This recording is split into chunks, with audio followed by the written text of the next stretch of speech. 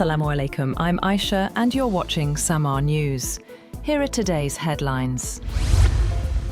Pakistan has expressed its willingness to step in as a mediator between Iran and the United States, offering to host talks if both sides agree. The Foreign Office has confirmed that Islamabad is prepared to host potential negotiations between Tehran and Washington. Foreign Office spokesperson Tahir Hussein Andrabi, in an interview with CNN, stated that Pakistan is open to playing a constructive diplomatic role. He said that if both sides agree, Pakistan is always ready to host talks, emphasizing Islamabad's readiness to facilitate dialogue between the two nations.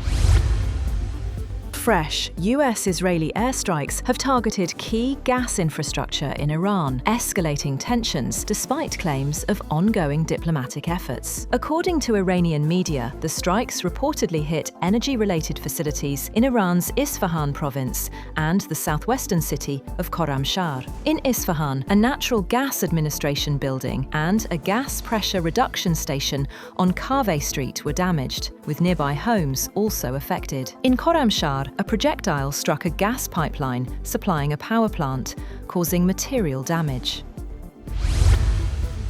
On the other hand, Iran has launched multiple waves of missiles at Israel after US President Donald Trump postponed a threat to bomb the Islamic Republic's power grid because of what he described as productive talks with Iranian officials. The Israeli military said the missiles triggered air raid sirens in parts of Israel, including Tel Aviv, where blasts from interceptions were heard. In one attack, homes in northern Israel were damaged by falling debris following an interception. No deaths were reported. Iran's elite Revolutionary Guards said they were launching fresh attacks on US targets.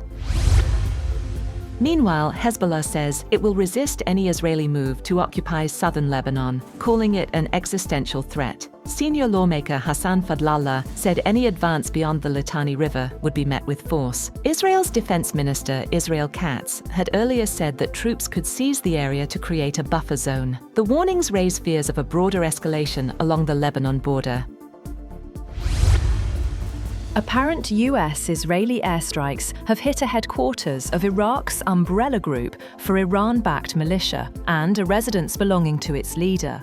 An escalation of US-Israeli strikes on one of Tehran's main regional allies. Popular Mobilization Forces leader Falih al-Fayyad was not present when his residence was hit in the northern city of Mosul, which he uses only during visits to the city. At least 15 PMF fighters were killed in the airstrikes that hit a headquarters of the group in Iraq's Euphrates Valley province of Anbar. Russia has launched more than 400 drones at Ukraine in a rare daytime attack. Air defense systems were active over the capital Kiev and in the western city of Lviv. Ukrainian officials say multiple targets were engaged as the strikes marked a significant escalation. Australia and the European Union have signed a trade deal that was 8 years in the making, removing tariffs for almost all European goods and for nearly all exports of Australian critical minerals. But some Australian agricultural products, like beef and sheep meat, for example, will be subject to export quotas. And Australian farmers sharply criticise the pact for delivering subpar access to the bloc. The two sides also signed an agreement to boost security and defence ties.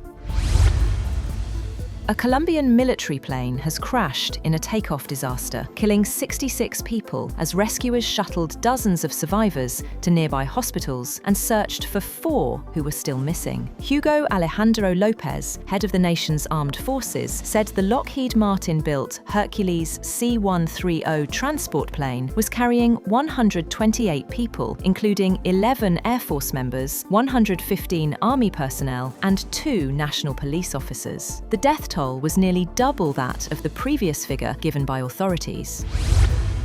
That's all for now. For more updates, visit www.samaa.tv. Thank you for watching SAMAA News.